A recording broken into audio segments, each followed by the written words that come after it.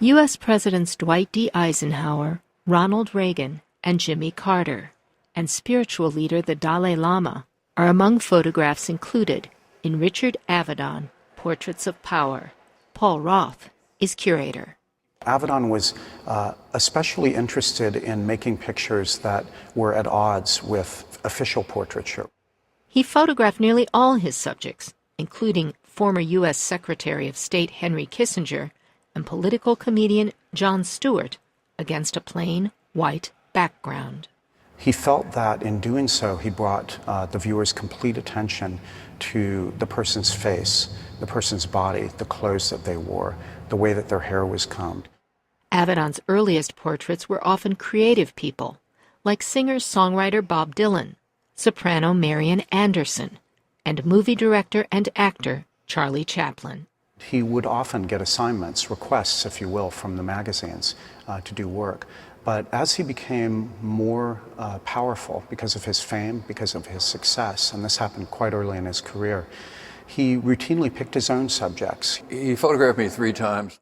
American civil rights leader Julian Bond was first photographed by Avedon in 1963 with other founders of the Student Nonviolent Coordinating Committee. We knew him, I think, primarily as a fashion photographer. I don't think most of us were familiar with his non-fashion work. And that a fashion photographer would take this time to photograph us, who are not a fashionable people, we were impressed by that. Increasingly, Avedon chose to photograph the unfashionable but powerful. In 1976, he photographed 69 of the most powerful Americans for a photo essay in Rolling Stone magazine called The Family.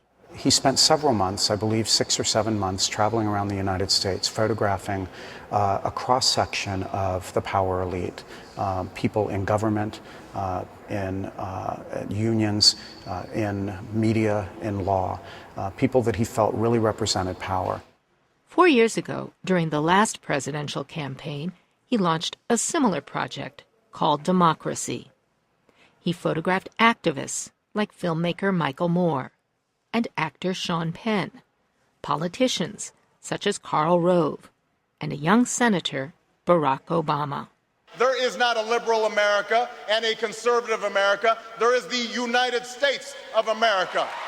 He saw the keynote address at the Democratic convention given by Barack Obama. He felt that it was clear that Obama would one day run for the presidency and perhaps even win. And so he made the decision then that at the very end of his portfolio, the final image would be of Obama. It is also the final image in the exhibit. Avedon died of a brain hemorrhage on October 1st, 2004, before completing the project. Susan Logue, VOA News, Washington.